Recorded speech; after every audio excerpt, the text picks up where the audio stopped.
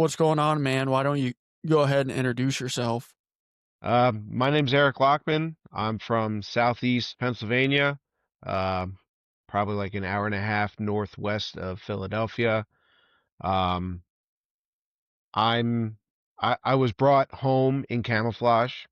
Uh, my family is deeply rooted in all things hunting and fishing, and I was the kid in high school that would skip school religiously to make sure I was in the woods. Um, there's not much that I won't try to hunt for. Um, yeah, I live and breathe it, and my goal in life now is to try to pass that tradition on to my son. Okay, we'll get into that, but you're technically the second person from Pennsylvania. The first one moved to Ontario, so I labeled him as Ontario. So you're the first from PA, we'll say. Okay. You came from the hospital with a camouflage blanket, we'll say. Yeah. Tell me about the family hunting and all that good stuff. Maybe like when you were younger, was your dad a big hunter? Oh, absolutely. My dad was an archery hunter through and through. He currently is at 34 years in a row of getting a buck in Pennsylvania with a bow. Really? So obviously my childhood was yes, and not just dinks, like at least 2.5 to 3.5 year old bucks consistently. Um, it's just something that he was very, very into, and it wasn't hard for me to pick up. Uh, my grandfather hunted, my dad's brother hunts, and all my cousins hunt. So it's just something that we've always done. We used to go up northern PA, and hunt at a family cabin, and that's where I personally fell in love with the outdoors. After Thanksgiving, that's when our rifle season opens, and we would go up there, me and my two cousins. We would get to fish. There was a pond at the cabin, so we'd spend a bunch of time fishing. Then when we finally got old enough, we were all able to hunt up there, and we actually all harvested our first deers there. Really? So it's kind of like a family tradition going up there? Oh, absolutely. Like it wasn't even like discussed, hey, are you going? It was, we'll see you at the cabin.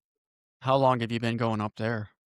I think I started when I was about 8, and we probably stopped going to that cabin when I was about 17 or 18. And now my dad has bought his own place. So I'm literally getting to watch my son do everything that I did as a kid. And we're like 45 minutes away from where I grew up hunting. Okay, so you're not going back to that cabin anymore, but you kind of have a different home base that you guys are all meeting up at. Yeah. Yep.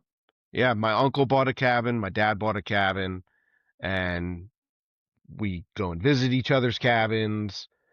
And it's family tradition to at least be out, whether we're together or not. That's besides the point. But the whole time when I'm out, my cousins and I are texting each other. What are you guys seeing? How many shots did you hear?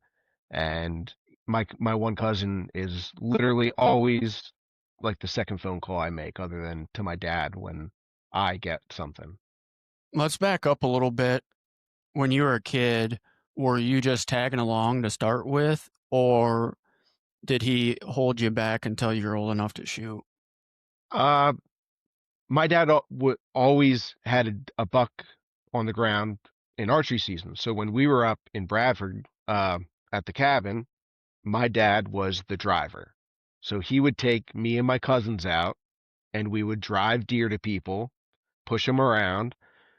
And Pennsylvania, you can't, when I was younger, you couldn't start hunting until you were 12. So I had to wait for a couple years before I was finally able to go.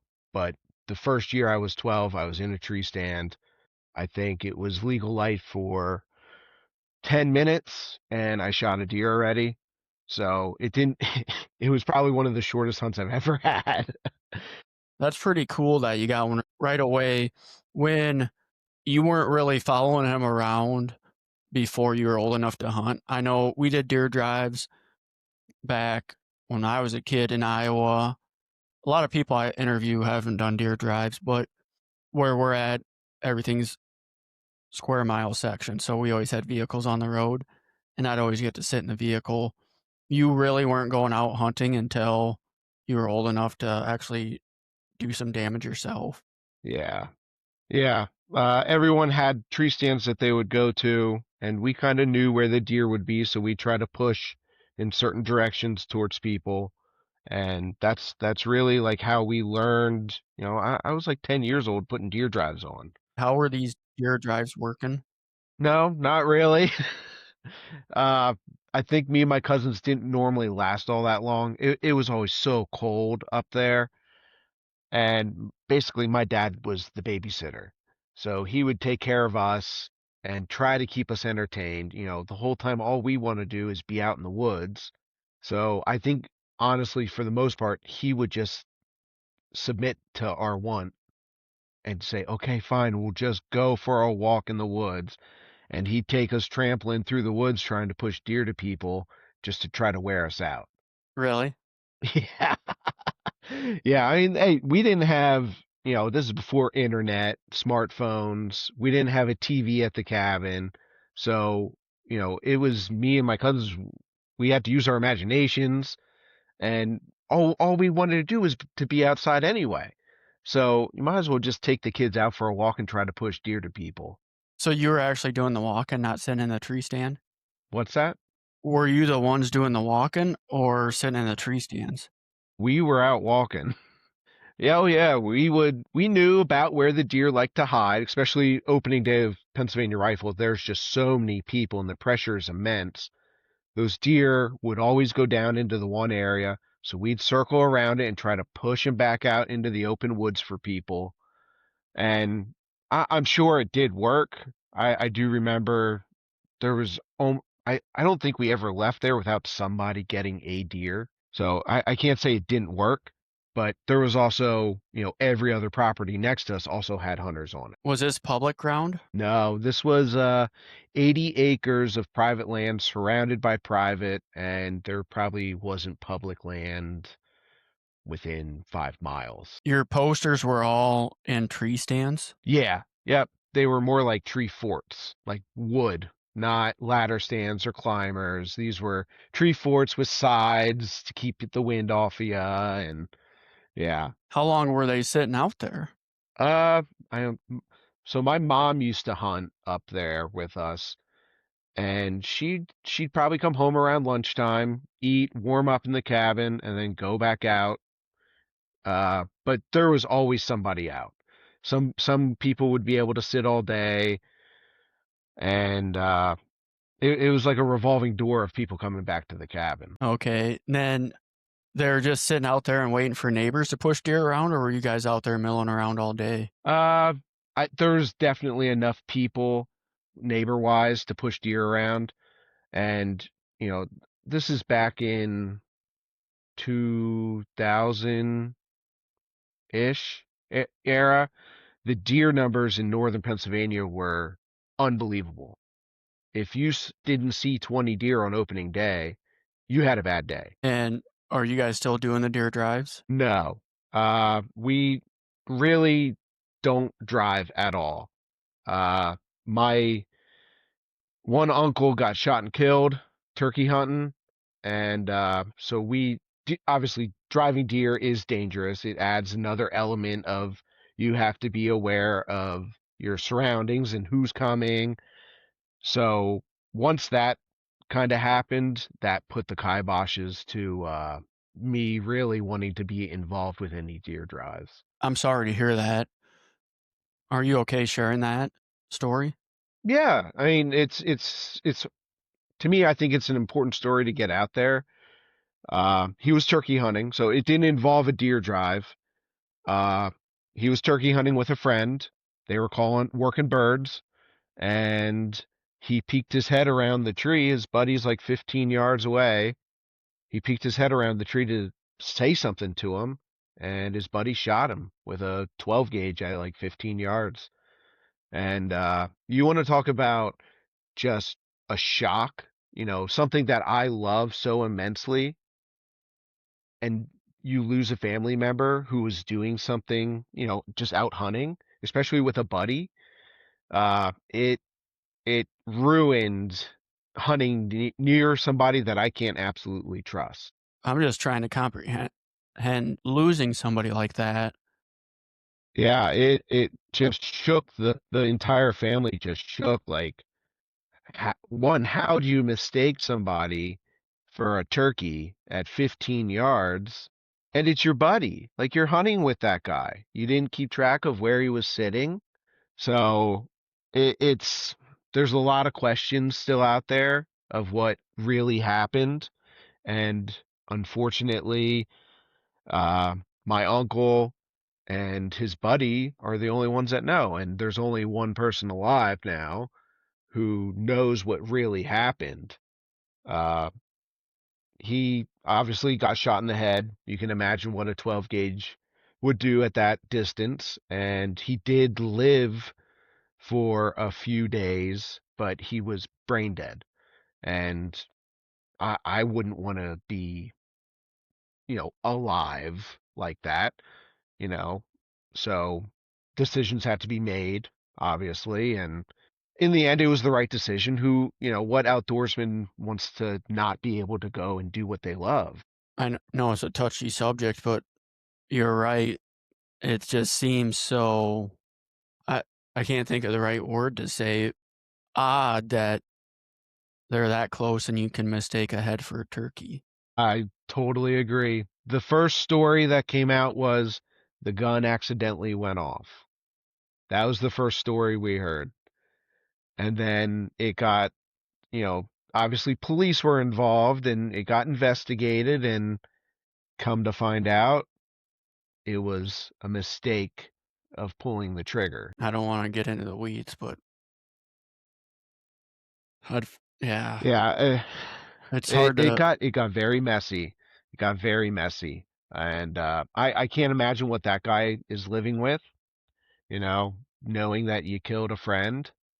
But yeah, there's now a family without a dad, and he was literally just out doing what he loved. it's hard to believe that was an accident. Yeah, I don't know if there was an argument that had happened. You know, nobody knows. They weren't like best friends from what I know, but they still were hunting together. Like, my uncle was trying to get him on turkeys, you know? So, personally, I don't invite just strangers out into the woods with me, you know? So they knew each other. They knew each other. I think they worked together at one point. So they weren't like total strangers. When did this happen? Uh, this coming May will be 3 years. I mean, that's gotta be so tough on the family. Did he have kids? He had two sons. One is 10 or 12, and the other one just started college this fall. I mean, yeah, I hate to keep talking about this. No, it's fine. I brought it up, so it's not a big deal. We've all I've personally come to terms with it, but if there's too many cars in a parking lot on public land now, I won't even get out of the truck. Just because, if you can't trust someone I'm definitely not going to trust someone who doesn't know where I'm even hunting. I mean, it's not like a party of people out there hunting and a stray slug bounces off a tree and hits somebody Yeah, or goes over a hill. Is the investigation wrapped up? I believe so. The guy who shot him had to pay reparations of some sort. Somehow there's a formula involved with that. And I think that there was some mandatory jail time. I mean, that's way too big of a deal to get off scot-free for an accident. Yeah. Yeah, it definitely, you know, if I go turkey hunting now in Pennsylvania, you don't have to wear orange to turkey hunt. I at least, if I'm walking and moving, I wear an orange hat. It's pretty hard to mistake an orange hat for a turkey. So I mean, you hear stories all the time, but I think you're like the first one I've actually talked to is like a family member. yeah, yeah. Like I said, it really shook me for a while. And then, I have a son who's coming up. He's 8. He's coming up through the ranks. I'm trying to get him trained up for hunting and shooting. And now gun safety is just, I pound it into his head every time we go shooting. Once you pull that trigger, you're not ever going to be able to get that bullet back. And I'm trying to use that as a way to teach him, gun safety is just not something to ever mess with. Does something like that, did you continue hunting right away or did you step away for a while or what was the family dynamics like at I did step away. It happened in May, so obviously turkey season. I didn't turkey hunt for 2 years. It just, it shook me. It scared the crap out of me that, you actually have to worry about getting shot when you're hunting, let alone turkey hunting where orange isn't a requirement. And just this past year, I finally started to try to get back into turkey hunting. and it's not like a dedicated bow season where you can go out there and not have to worry about guns. Even if you were to want to stick to bow hunting, there's still going to be people out there with guns. Right. Yeah. In Pennsylvania, it's really hard to come across the time where there's not somebody in the woods that has a gun. Our seasons overlap so hard. Uh, you know, I think it's like the first Saturday of October, archery will open, and squirrel is also open.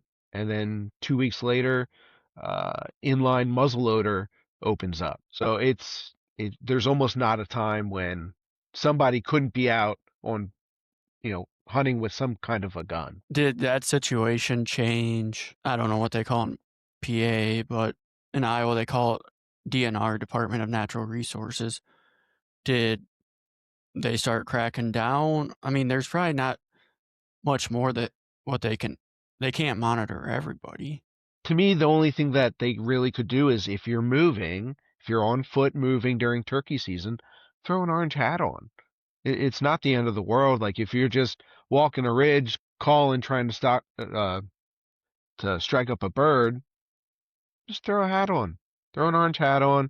When you get one gobbling, take it off, put a camo hat on, or a face mask, whatever you want to do. To me, that would be the only way to really try to alleviate it. But just this past rifle season, I think there was 5 shootings during rifle season in Pennsylvania, and 2 of them were deaths. It just doesn't make any sense. I mean, it makes a lot more sense with rifle. Yeah, the bullets can travel a good ways. Yeah. I mean, a turkey, in order to shoot with a shotgun, has to be within 70 yards, absolute Yeah, max. yeah. If you're shooting TSS and a good choke, 70 yards. But even still, you're supposed to identify your target.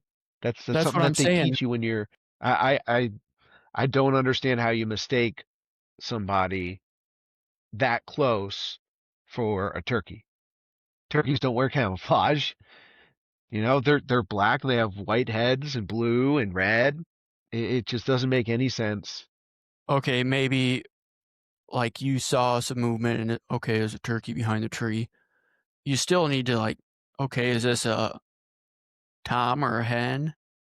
Right? Yeah, yeah. Does it have a beard? Because it could be a tom, but Pennsylvania requires that it's a bearded bird, not just, you know, a gobbler. If the gobbler could have lost its beard. Well, if it doesn't have a beard, you can't shoot it. So you got to identify a little bit beyond just, oh, there's a turkey. Hopefully this guy can never hunt again. Yeah, I don't know if they took hunting privileges away from him, but I know he's paying literal money. Uh, Lawyers got involved, the state was involved, and he has to pay for that absence from the family. Somehow they have a formula that they can figure out how much money he would have made the rest of his life, and now that guy has to pay it. It doesn't bring back, you know, my uncle or the family member or, their, their dad. Money just gets you so far. It doesn't replace losing a family member like that. How close were you with your uncle? I wasn't super close with him. It's technically my dad's half sister's husband. It's just easier for me to say my uncle. He's uncle by marriage. But he knew who I was. He was at my wedding when I got married. Like he was a part of the family. I mean, so life-changing. At the same time, I'm glad that as tough as it is, you're still able to get back out in the woods and even with extreme caution, be able to try taking your kids out to the woods. Yeah. I think the first year after it had happened, I didn't step foot on public land. I stuck to private land. And I mean, even still, you got to worry. Where I live, the parcels are small. You still got to be wary of, you know, which direction you're shooting. Who's hunting over there? Is the farmer at the end of the field shooting into the woods I'm in? Those are all things that you still have to think about. But I know I did not. I wouldn't go out onto public land. It was too scary. Back when we used to do deer drives, I don't know what the layout of PA, I call it PA because the Mennonites, we have a bunch of Mennonite transplants from Pennsylvania and Iowa, and they call it PA. But back when I was 12 to 18, we did a lot of deer drives. And like I said, people do funny stuff off the roads. And we're in the back of the farm. I don't know if we were gutting a deer or whatever. And there isn't a timber within quarter mile. And people get running deer and they shoot off the road. And we had slugs bouncing off the building in the yard when we were like 20 yards away. My uncle chewed their ass. Oh, I'm sure. I've already been out in like central Pennsylvania hunting, and we're putting a drive on. We're driving deer, trying to drive deer up the mountain, and another drive is happening. They're pushing the deer sideways. So we're pushing one way, they're pushing another. They push deer to me. I shot one, dropped it. Well, there was other deer with the deer that I shot. That deer ran back towards the drivers. Well, next thing you know, they're shooting my direction. So I laid down on top of the deer that I shot and waited until the drivers were finally past me before I could start even thinking about making the deer move. I just wanted the deer to have orange on it, just so they didn't see brown. Oh, there's a leg there. I'm going to shoot at that leg. And this is even before my uncle had been shot. Public land deer drives it can get real wild real quick. When you first mentioned that, my first instinct was to get under the deer, but that's probably about the worst thing you could do. Yeah, yeah. It was they were either Amish or Mennonite, and they if they see brown, sometimes they will start shooting. And they ended up kicking up some bear, and they started shooting the bear, but they were purposely gut shooting the bear and not trying to find them because the bears do so much crop damage. And I ended up talking to one of the guys when I got my deer back to the truck, and he goes, "Oh yeah, we shot some bear up on the mountain. We were gut shooting them though, so if you go up there, you might stumble upon a wounded bear. So be careful." You're telling the wrong guy that. So we called the game commission on him because it's that is just so wrong. Bear meat's delicious. It's absolutely wonderful, and to go and purposely gut shoot them and not even attempt to track them. And we could see the bears and you could hear the cubs screaming. I'm assuming that they had been shot, but we never were able to catch up with them to try to like finish them off. Do you suppose they had tags? What's that? Do you suppose they had tags for the bear? Yep. Yeah, I had a tag for the bear. Bear season was open along with deer season. So the season was open. So you have a lot of Amish by you. What about Mennonite? Both. Lancaster County is like Amish and Mennonite area, and people literally travel to Lancaster County to go look at the Amish. I guess that's the thing to do. Check out like how they live. Okay, I'm looking at the map now because I'm curious. What part of Pennsylvania are you in? I'm in Berks County. I have no idea, dude. Give me a quadrant. Reading, Pennsylvania. Split the state in four and give me a northeast. Southeast corner of Pennsylvania. Yep, and that's where most of the population is. It looks like maybe not so much in the northeast, but southeast, and if you draw a strip right in the middle.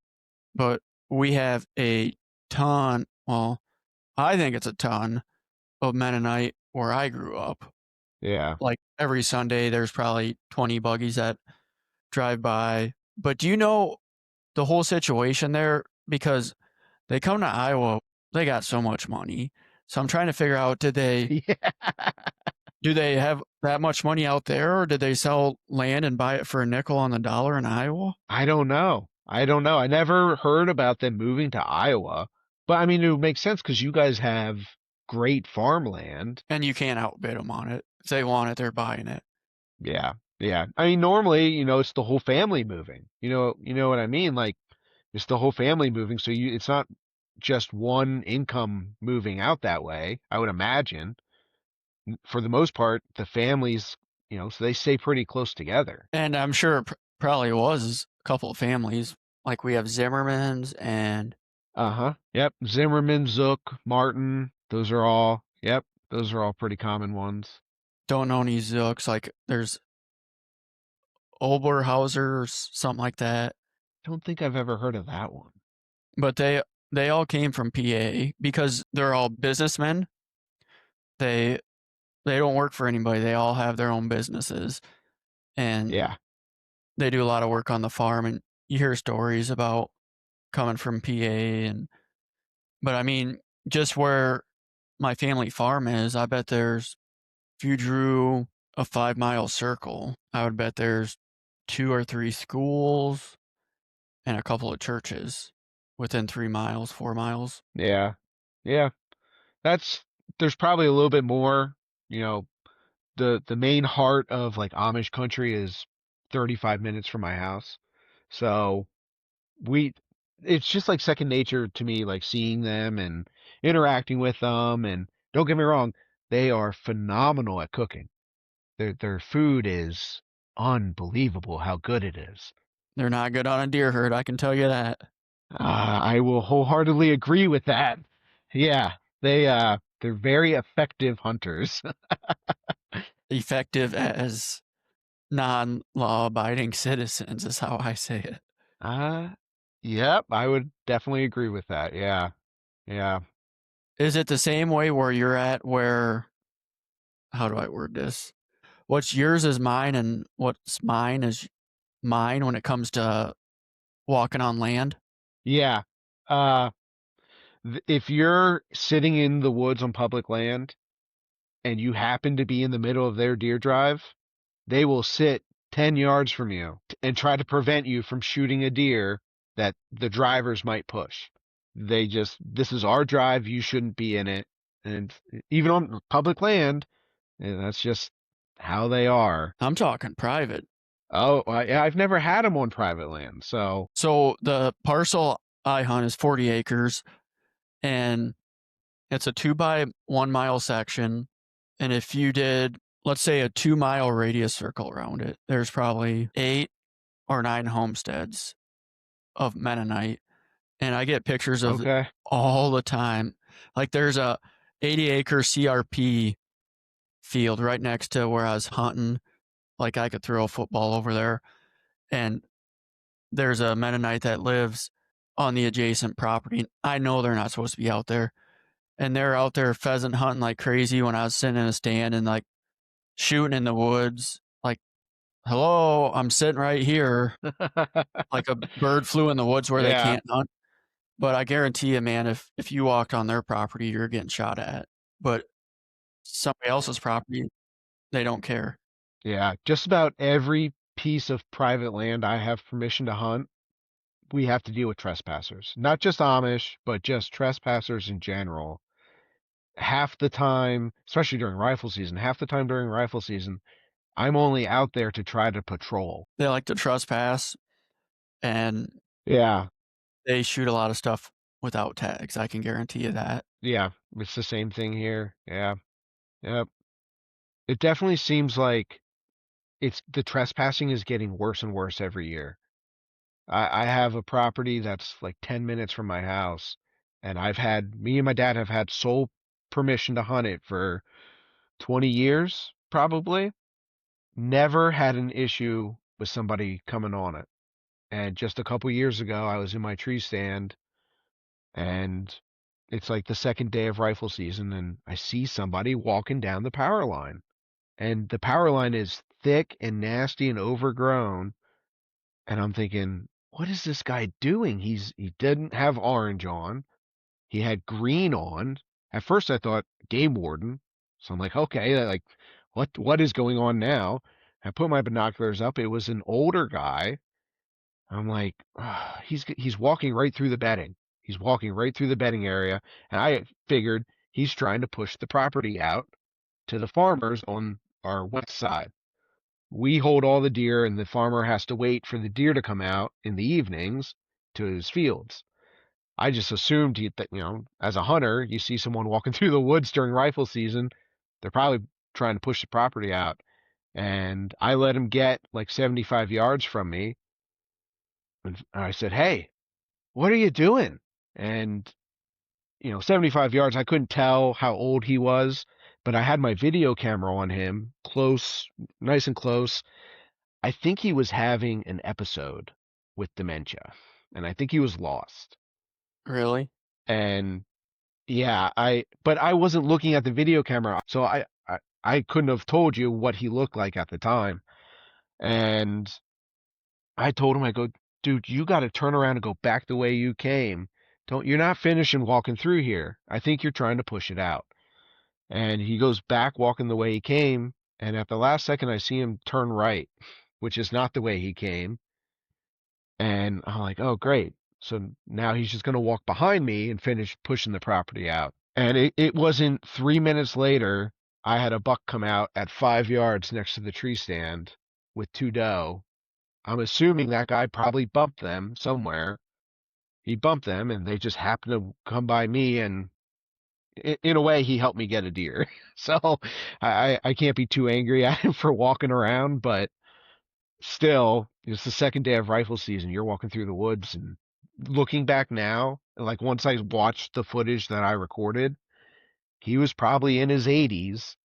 He had white hair, looked real old, and he looked very confused when, I confronted him from the tree stand.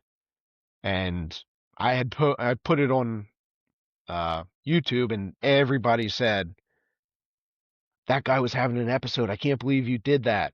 You should have helped him. Well, at the time, I just assumed that he was trying to push the property out. Yeah, it's unfortunate if he is having an episode, but I can't underestimate or understate how frustrating it is.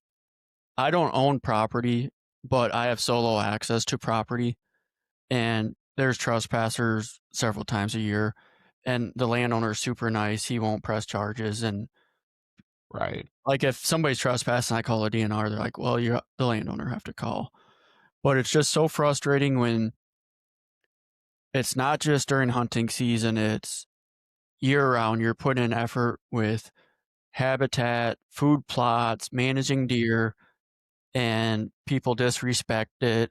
The big issue I have is I have to drive 2 hours to hunt, and I'm driving there and driving back the same night, and the neighbors let their dogs run all over.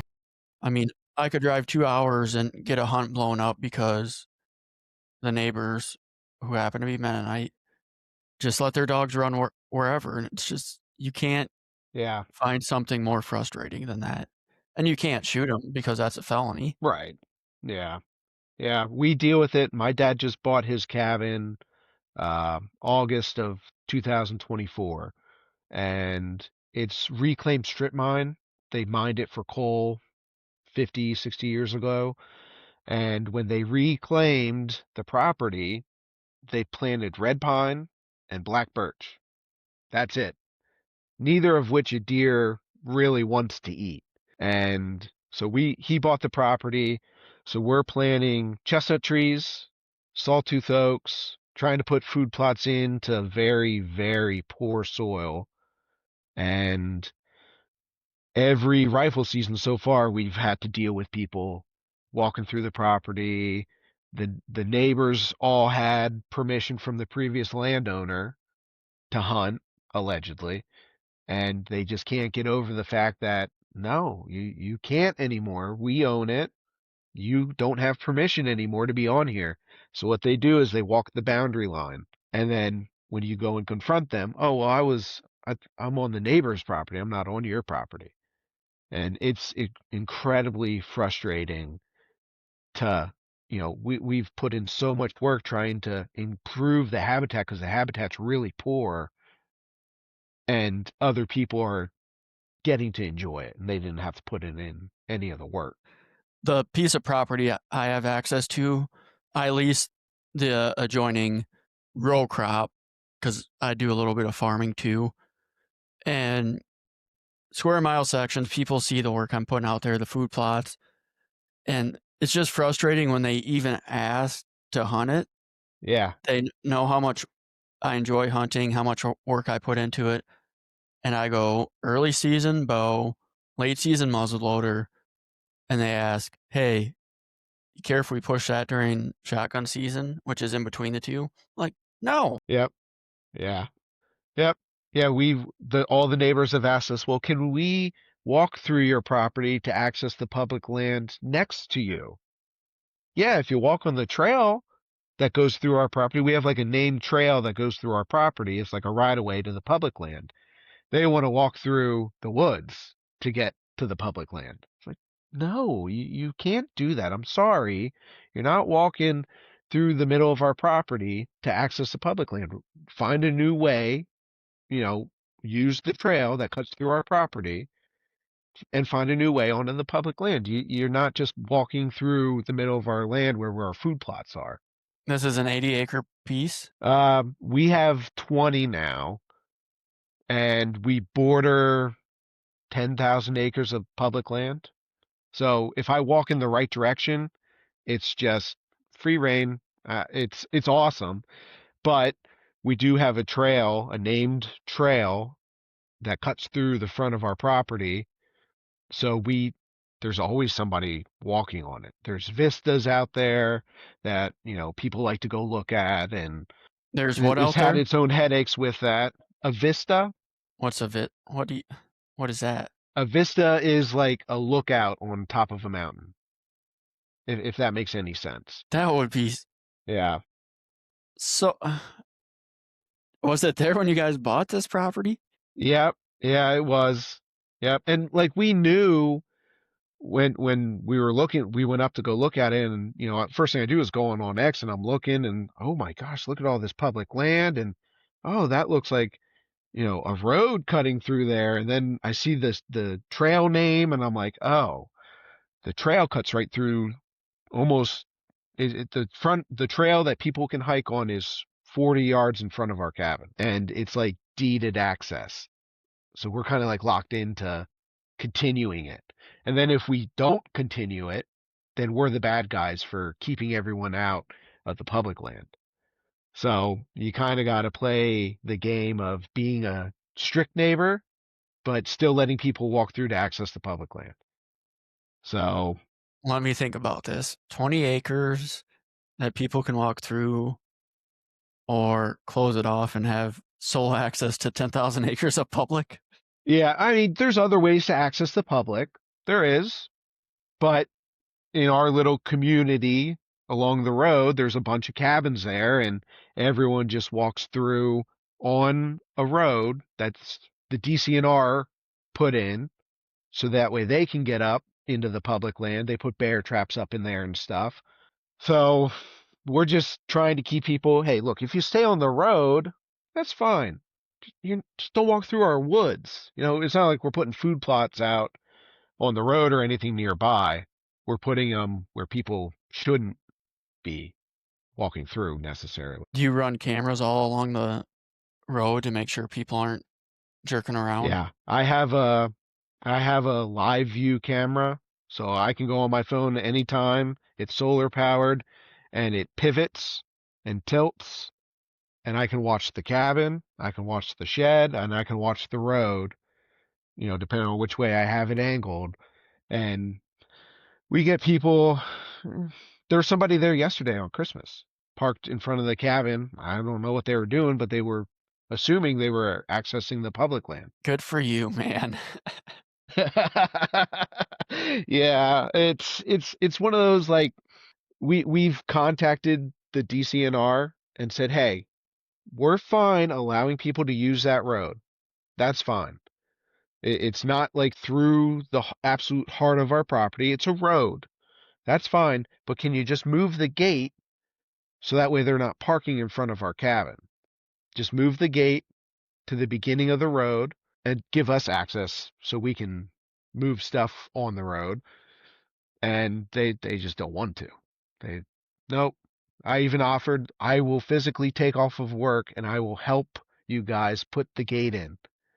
I'm not trying to get anything for free. I'm willing to do the work and work with you guys and coexist so that way everybody's still happy, and they don't want anything to do with it. Is this a permanent deed, or do they have to renew it, or what? So I read the deed, and I even put in like ChatGPT and told it dumb it down for me. Yep. I think it was a verbal agreement. I think it was a verbal agreement with the previous landowner to allow this trail, this hiking trail through the property. And we don't have any issues with the hikers. Like, there's only ever maybe 5 or 6 hikers in a year that I've actually caught on camera walking through. Um, but the previous owner allowed the trail to get put through there. And it's real hard to get the state to change something that they've already done. So, we're, like I said, we're trying to be good neighbors to the people around us and not piss them off and not be the neighbor that nobody wants to talk to. But you got to at least respect our wishes of not walking through the woods on our property, which they don't do. They haven't learned that I have 10 trail cameras on 20 acres. I will literally catch you on multiple cameras walking through the property. They just haven't caught on yet. I mean, at some point, you're gonna have to fight the state saying, "Hey, this isn't working, people are trespassing," Yeah. and at least kinda hold them over the coals a little bit, like, "We're gonna try getting rid of this trail if you don't move this damn gate away from the cabin." Yeah. If it was up to me, I'd just put my own gate up, and then they have to come talk to me about why they can't access, the state can't access the public land. Well, you're driving through my property to get to it. I asked for a gate, you didn't want to do it, so now I put a cable across. Could you get in trouble for that? I don't know. I don't know. Like, even on X, the road, it's not marked off that it's owned differently. We own the road. It's real weird, and we just haven't figured out the right thing to do and not be the bad neighbor. You know, the last thing we want to do is get up there and somebody burned the cabin down or broke in because we stopped allowing people to access.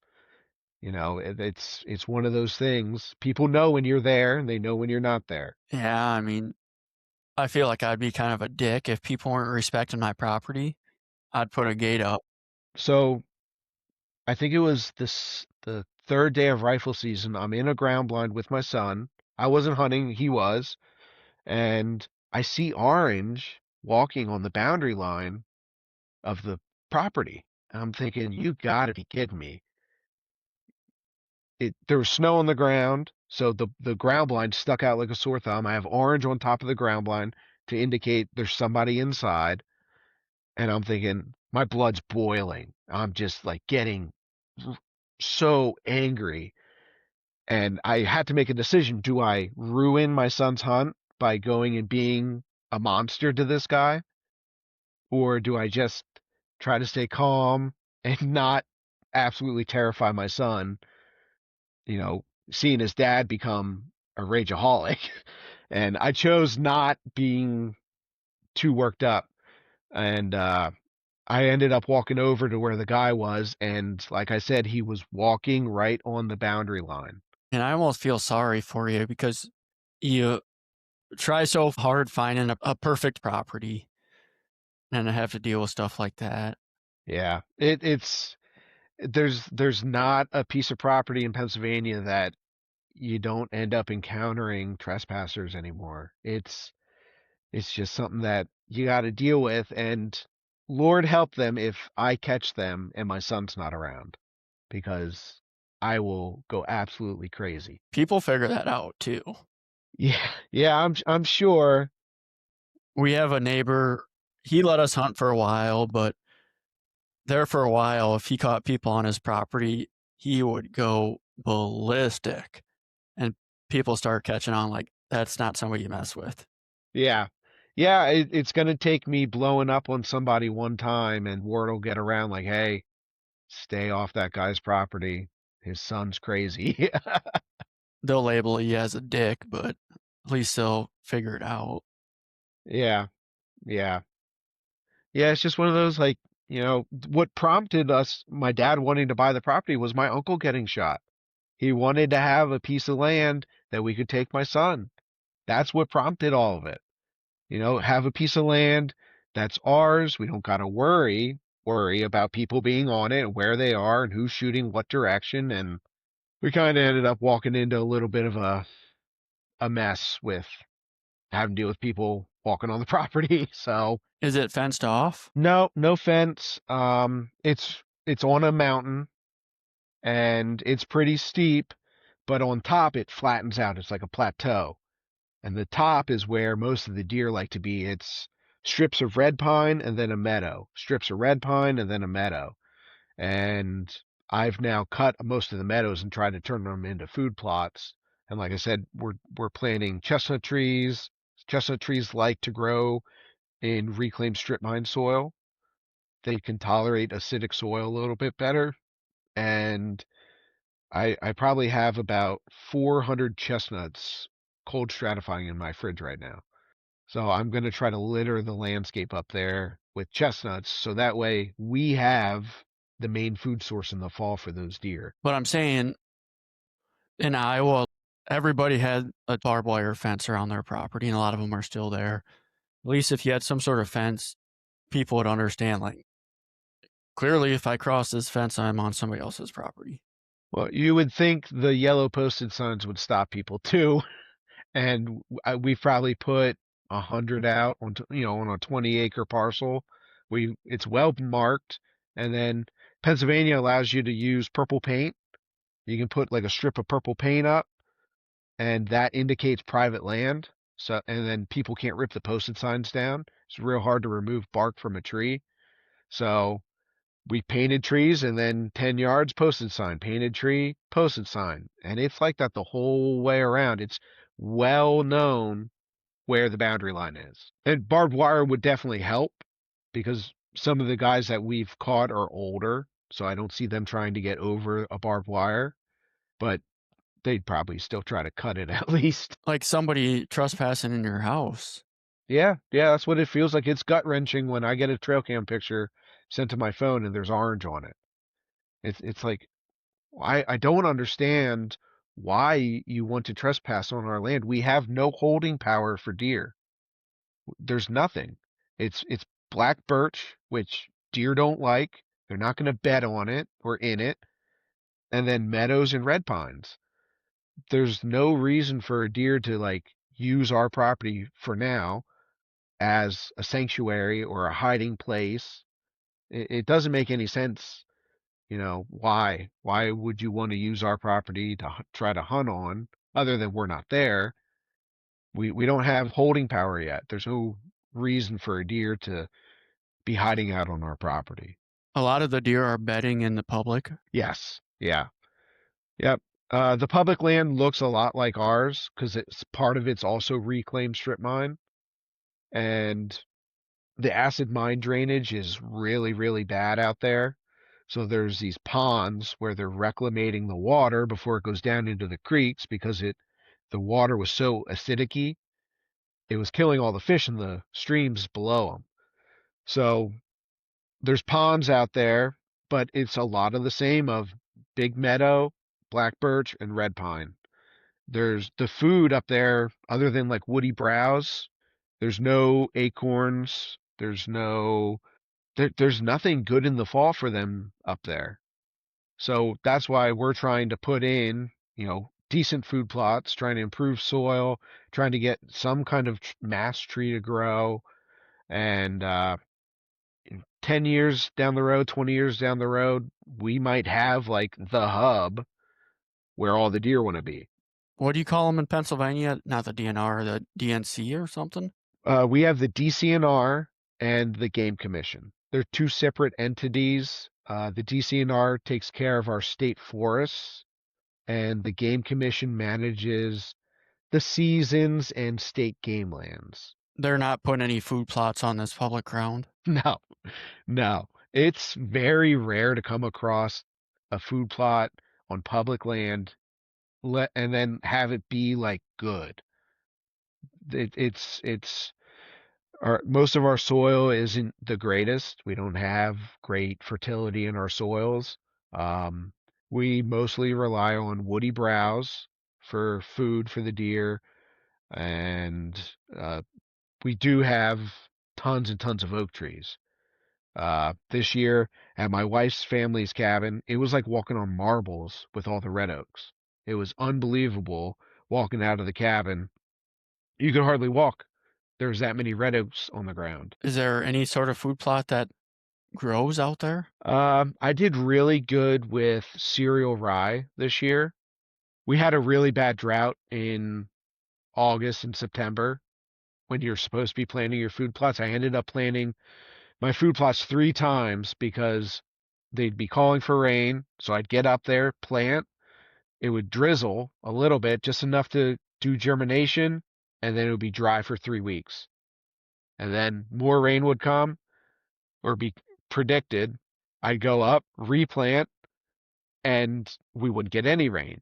So as a last ditch effort, I bought, I think, 100 pounds of cereal rye and just started chicken feeding it all over the place, trying to get any kind of greenery to grow because I just had bare dirt. That'd be frustrating. We don't have that problem here in Iowa.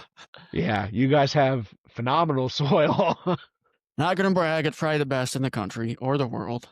Yeah, yeah. And then, you throw on top of it, when they reclaim the strip mine, some of our property has a shale pile on it. So it's just like a pile of broken up rock, very fine, very thin. It probably will never grow anything in my lifetime, let alone it might not grow anything in my son's lifetime. Speaking of Pennsylvania, aren't the We Are Hunter boys from Pennsylvania? Hunter podcast? Oh, yes, yes, they are. Yeah, they're from out near Pittsburgh. Again. Which corner? Uh, that Pittsburgh's in the southwest corner. Okay, so they're pretty close to Ohio, West Virginia. Yep, yep, yeah. I think the Lone Wolf guy's out there somewhere too. Oh, really? No, what is his name? It's somewhere close out there. Cody DeQuisto. Oh, I've heard that name. Yeah, he's the owner of Lone Wolf Customs now. Okay. Lone Wolf Customs, they make the tree stands? Yep. They were owners of Lone Wolf, then they sold it. I can't remember the company that bought it. And they bought it back or something. Okay. That was my first climbing tree stand was a Lone Wolf. Really? Yep. It was great. I loved it. I've never been able to afford one. I think it was a gift. I'm pretty sure like when I was like 16 or 17, my dad got it for me as a birthday present. Have you ever listened to him talk? Cody DeQuisto? No, I haven't. No. I hate to have you listen to a competitor podcast, but if you look up Hunter, Huntr, and search for him, very, very well-spoken guy, which you wouldn't think. Completely tatted up, got like a bull nose ring, dreads, Yeah. very well-spoken. Okay. Yeah, I'll have to check that out. Southern Ohio, but What do you think are some of the biggest challenges of hunting where you're at? Access for sure. Trying to get access is very difficult. Just about everybody hunts or allows somebody to hunt on private land. I've just been lucky through most of my life that I've had access to public or private, I've had access to private land, whether it was when I was a child, getting to go hunt 80 acres of private land, or, now 10 minutes down the road, I have 25 acres that we have free reign on basically. Come when you want. I've always been real lucky with that, but it seems like access it's difficult to come by. The way you're starting off talking, I think you accidentally said public, but is a lot of the public easy to access or is it landlocked? For the most part, the Game Commission and the DCNR do a really good job of making sure that they have a right of way to access the public land. Um, there's parking lots at just about every state game land you can imagine. So that's not an issue. It's once you get to the public land, you got 20 guys in a parking lot. You got to deal with that. That's half the battle. The public land, especially down my way, it's not like it is up north. Up north, you have hundreds of thousands of acres of public land. You know, if you walk far enough and deep enough into the mountains, you probably got the place to yourself. But like down my way, it's really hard to find a place that's not being hunted, or if you hang a camera, somebody's not walking by it. For the first time this year, I put a trail camera out on a piece of public land, and just yesterday was the first time I got a picture of somebody on it, and Really? he was trapping. Yep, yep. He wasn't even hunting. He was out trapping. So I just got lucky, I think. What about private land? Are land leases popular where you're at, or do a lot of landowners stay away from them? We've done a lease before. My dad had done it with a buddy, and it just for what he was paying, and then the amount of woods that you were able to hunt, and then there was a house on the property that somebody was living in. It got real weird. The the people who leased the hunting rights to us also owned the house, but who was living in the house wasn't the people who leased the hunting rights to us. So it was just like real uncomfortable. Like we're showing up to this property to hunt. The guy in the house has never met us before. He doesn't know us. He doesn't know what our intentions are. And we only did it for a year, and we ended up just saying no. It was like I think it was like 35 acres. Most of it was a cornfield with some fingers of woods in it, and it was like $3,000, $4,000. It was really expensive for like what it was. But are a lot of people leasing ground? Are the landowners that don't hunt wanting to lease their ground out? I don't think so. I don't think people, not in my area anyway. I see them online. There are leases around, but for my area, it seems like, whoever owns that land is either hunting it or allowing a family member to hunt or has a buddy who's hunting it. And it's almost always really hard to get access to private land. Yeah, I mean, some of the leases you see on Facebook or on that HLRBO, it's like 20 acres. You're basically like hunting at somebody's house. It's not like a chunk of land that you're leasing. It's a small, tiny parcel. So access is the hardest thing you have to deal with. Yeah, for sure. Especially like our public lands get overhunted. There's no doubt about that. They get overhunted. There's so much pressure on them. Everybody wants private land to hunt, and I haven't gained new private land to hunt in 15 years. If you went and knocked on 100 doors, how many pieces of permission do you think you would get? Couple? I think I could persuade some people, charm them. I feel like I could get like 5. 5? Yeah, and all the landowners that I already am allowed to hunt on their property, I do stuff for them. It's not like, you know, can I hunt? They've become like family friends. Uh, there's an older couple that allow me and my son to go up and hunt, mostly my son, and I'll go up and blow their leaves for them. Something simple, but they live in the woods, so they get a lot of leaves, and I'll go up and blow their leaves for them.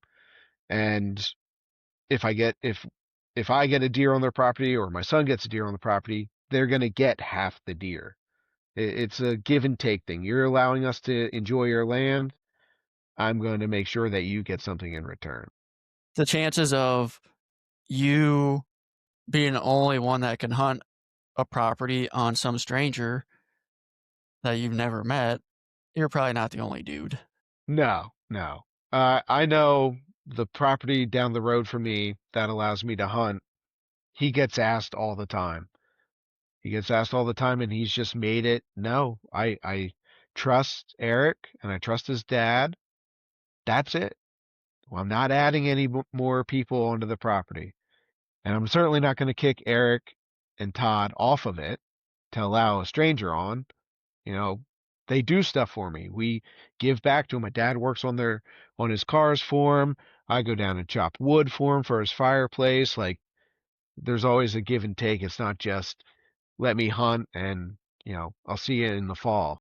If you were to ask random people, maybe they don't have somebody that has built up that relationship to somebody helps them out, they give permission, and they just don't care if people hunt.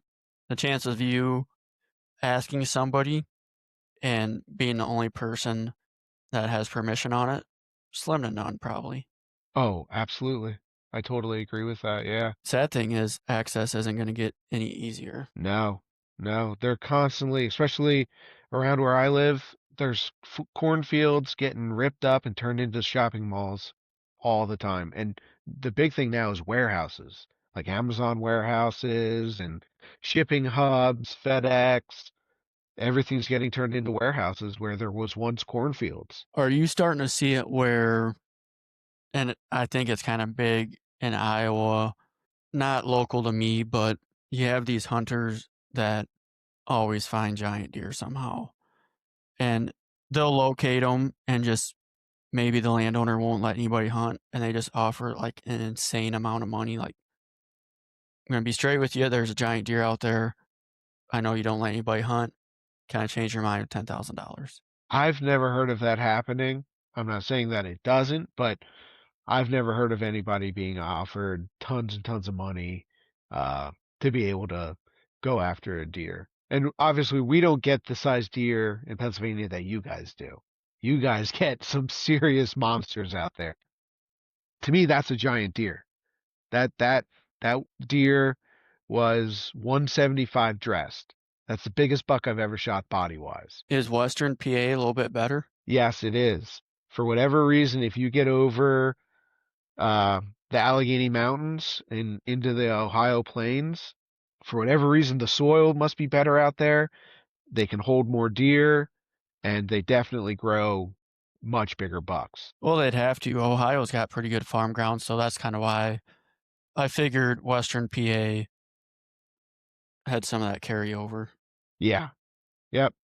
Yeah. Western PA, they definitely got us beat on the eastern side as far as deer numbers go and overall health of their deer. How far away from New Jersey are you? I could be in Jersey like an hour and 20 minutes. You should listen. Maybe, I don't know how many episodes you listen to. There's a guy from one of my earlier episodes from New Jersey, and there might be a lot of similarities to where you hunt versus where he hunts. Yeah. I got my buck pretty early this year. I shot him October 28th, and I always take off the first week of November to go hunt.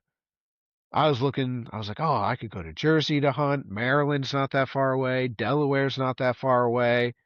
I ended up not making anything happen. He's got to be in the southern part of New Jersey because he always talks about going to Delaware. Okay. Yeah. Yeah. I would imagine.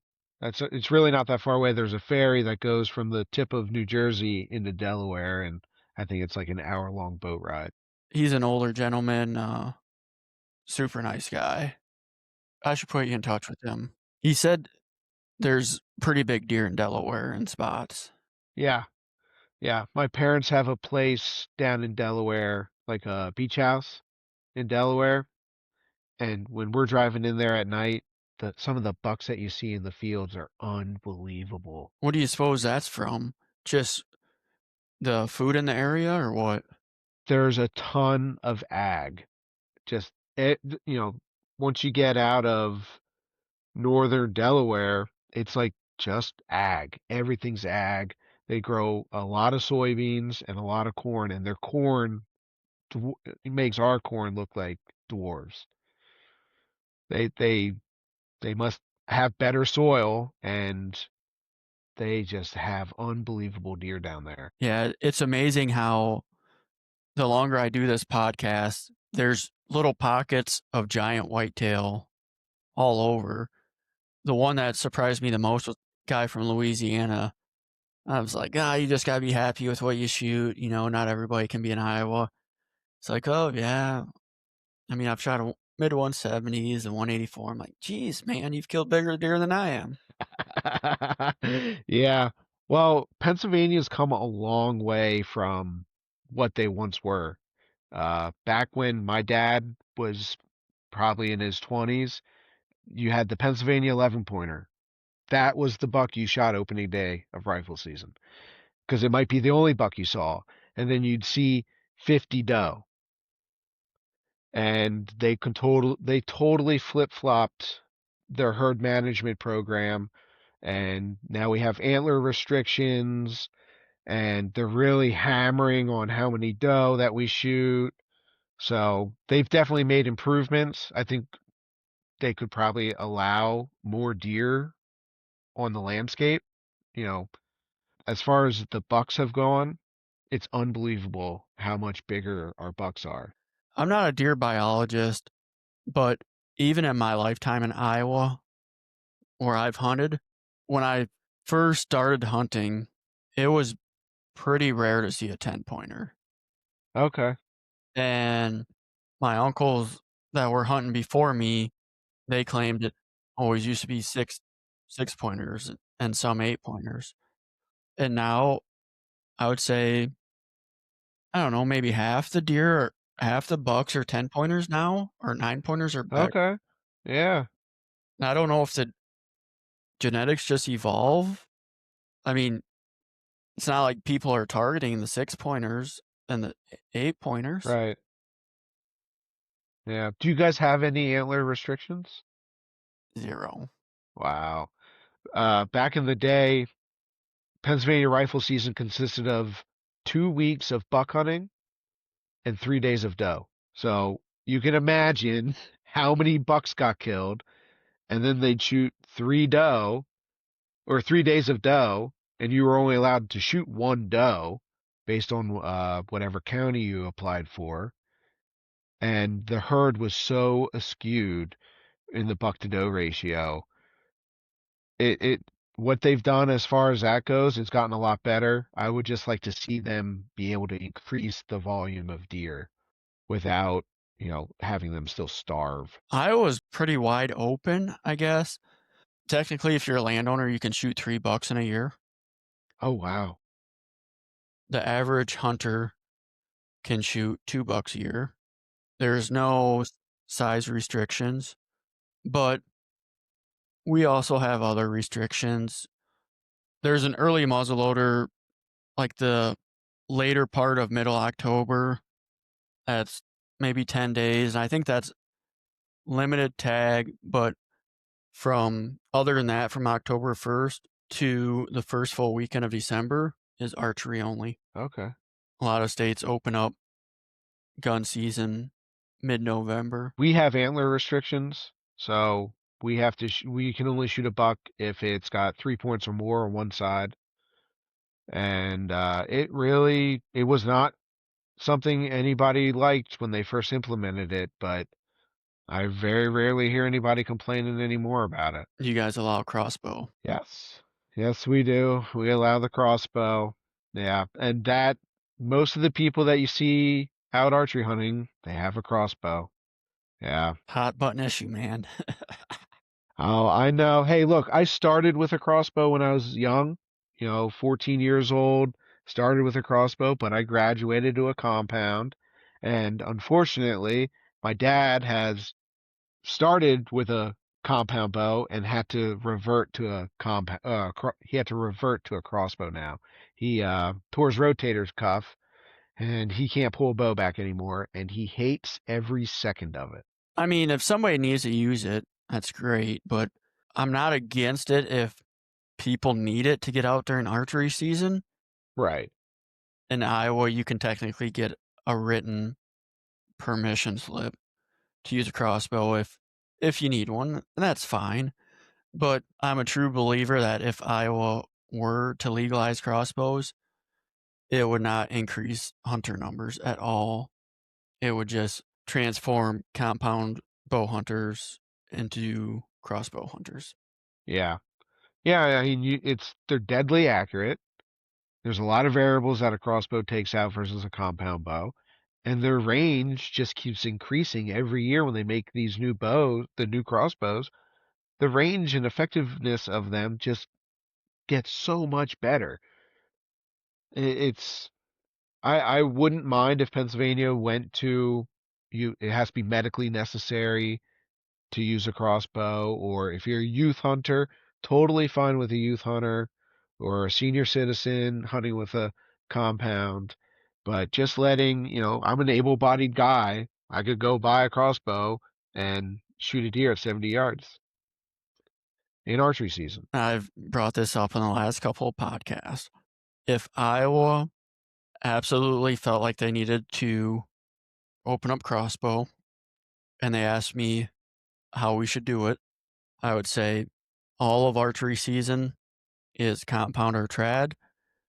If you want to use a crossbow because you're a meat hunter, just last 2 weeks of October, you can use your crossbow. If you want to hunt outside that last 2 weeks of October, your SOL, unless you're medically required to use a crossbow. Yeah. Yeah, I totally agree with that. Yeah, like I said, my dad hates it. He despises using a crossbow. He hates carrying them. He would do anything to go back to being able to shoot a compound again. And somebody brought up a good point. One of my last guys I interviewed, I don't think the episode's been released. He brought up a great point that I never thought about. I always thought more range, easier, blah, blah, blah. And he mentioned practice. You don't need to practice. No, you don't. You definitely don't. You should. You should still be practicing with a crossbow, making sure it's dialed in before you take it into the field, but you don't necessarily have to. You sight it in, maybe shoot it once or twice before the season. Whereas a compound, I mean, you damn near have to practice all summer, have to keep up with it throughout the season. Yep. Yeah. Let alone if you bump it. You know, I don't know if that's ever happened to you or not. You bump your bow and instant like, uh, I don't know if this is on now, and you got to go shooting. You got to go make sure it's on. Or if you make an adjustment, if you decide to change your broadhead, you got to go shoot it, make sure it's shooting the same. It's definitely it requires more dedication. If you could change one law about Pennsylvania, what would it be? Probably requiring orange or just any law. Well, the orange one, we'll skip that because based off your story, Okay, that's that's fun. something a little less obvious, like how the seasons are aligned or weapon choices or how many bucks you can shoot. I definitely don't think we need to allow more bucks to get shot. And this one's going to be out there. I think we should eliminate some of our bear seasons. Why is that? It's almost every year we're putting up record numbers of bear harvest, record number of bear harvest, record number of bear harvest. And I think 2 years ago, it finally started dropping off pretty steep and they started to panic because it was like 2 years in a row of declining numbers as far as, how many bear got harvested. And I just think we have so many seasons. We have, depending on what area you're hunting, you have like 3 or 4 different seasons that you can go and harvest a bear. And we don't have an unlimited amount of bear. We don't have a ton of bear, but I I'd rather see them cut back on that a little bit and try to really focus on how well that gets managed. That brings up a great point. I'm gonna pull up a map. Start typing map of where black, bears live. First thing that pops up, map of where black, you fill in the rest, live. Iowa, I think, is one of the very few states that don't have black bear. Little pocket in South Dakota, North Dakota, Nebraska, Colorado. No, Colorado does. Nebraska, Kansas, North Dakota, Iowa, Illinois, Indiana, and even Ohio has a little pocket. Those are the only Yeah, I states can see that. that don't have black bears, at least in a little pocket. That's crazy. Yeah, yeah. Yeah, it's one of those like niche things to Pennsylvania. The Pennsylvania black bear at one time they were almost extinct, and we finally got them back, and they just got very liberal with all the seasons, whether it's a week of muzzleloader, 2 weeks of archery, 3 or 4 days of rifle, and then during deer season it opens back up in certain areas. You can shoot one if you see one when you're deer hunting. They just got a little too liberal with their bear seasons, and they started to definitely panic when the harvest numbers declined. Do you bear hunt a lot? I try to. It's just one of those things. Some groups of guys will get a bunch of guys together and go drive mountains all day long. There's other guys that long distance hunt them from one side of the mountain. They'll shoot across to the other to get them. I've just always done the hope for the best and just enjoy being out kind of game plan. Yeah, I'm just kind of curious now. So I'm looking at the map and I use ChatGPT. They said Ohio doesn't, ChatGPT, but they have a little pocket that comes off. Man, there's bears all over in PA. There's a little pocket that comes off just the western side of PA, but out of the 50 states, well, they said South Dakota too. South Dakota has a little pocket too. Out of the 50 states in the United States, these are the ones that don't have any permanent residents of black bear: Hawaii, Delaware, Illinois, Indiana, Iowa, Kansas, Nebraska, and that's it. It's really cool getting to see them because they're so big and they're just quiet, totally quiet. And even if, they're jet black, they still blend into the woods astonishingly well. So during bear season, you can also pheasant hunt.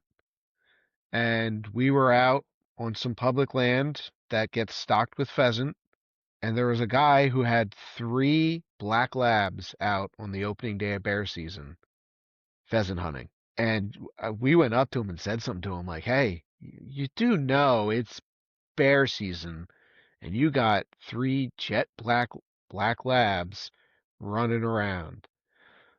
Oh yeah, it is bear season. Oh my God, dude, grab your dogs and get them the heck out of here. Somebody sees a dog running, a black thing running through the woods. There's not many black animals in the woods.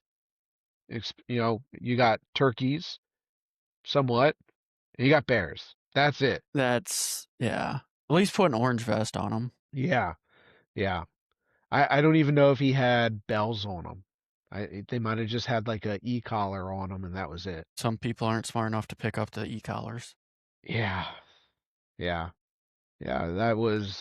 That's one thing you don't do is wear black or have your black lab out during bear season. It's just you don't do that. Do people run bears with dogs where you're at? No, that's not allowed in Pennsylvania. Uh, you're not allowed to bait. You're not allowed to run them with dogs. You can drive them. That's it. I know there's parts of Virginia you can. Yep. Yeah, Virginia, West Virginia. That it's like tradition down there to bear hunt with dogs. In Virginia, you can run deer with dogs. Yes, you can. Yeah. It's normal to them. You know what I mean? It's just not something that I would ever even entertain wanting to try. But, that's all they know. It's always been allowed down there, and it's probably really hard to try to tell them, hey, you can't run dogs anymore for bear or deer. It might be kind of fun. I don't know. I've watched enough videos of guys uh bear hunting with dogs. It's definitely cool. Don't get me wrong. I just don't know if I could shoot one out of a tree. It'd be fun running coyotes with dogs. Yeah. Unleash the greyhounds. Yeah. Yeah, it's always cool getting to watch dogs work, and pick up scent and get on a trail. It's always neat to getting to see that. Like I said, I just don't think I could shoot a bear that's been treed. You have any pheasants where you're at? Yeah, they're all stock. They're really dumb. Really dumb. We don't have any wild pheasant anymore in Pennsylvania, and if I do go pheasant hunting, it's I try to go 2 or 3 times a year, and I'm not overly trying to get them to fly because they won't. Their first instinct is to run. And if I see them on the ground, I will try to chase them. I'll give them that opportunity to run. If they don't, it's game over. I try to get you to run, but they get raised in pens, so it's got a roof on it. Their first instinct isn't to fly, it's to run. That's the best thing for them to do in a pen. So obviously that carries over to the uh the real world. So it's kind of sad to see that, but It's a lot of fun on wild birds, man. yeah, yeah. You guys have a lot of them, don't you? We have quite a few, yup. Yeah, I've never gotten to see or experience a wild pheasant. It's a rush, man. Yeah. All right, man. Well, we better start wrapping this up. So you know what time it is. Yep. Embarrassing story. Yeah. Mine's not necessarily hunting related. It's fishing related, but I was still out in the woods when it happened. Down the road from me, there's a stream that has wild brown trout in it, and I like fly fishing. So I go down, start fishing, work my way up through the water, and it hit me. I needed to go to the bathroom. Bad. And I have chest waders on. Brown trout for a brown trout. Yeah, I have chest waders on and boots on my waders, and I got to get all that off to try to make it to a bathroom. So I make it back to the truck, and I'm thinking, okay, I might be able to go into AutoZone if I get all my fishing gear off. I might be able to make it into AutoZone. I'm in the middle of trying to get my boots untied, and it wasn't happening.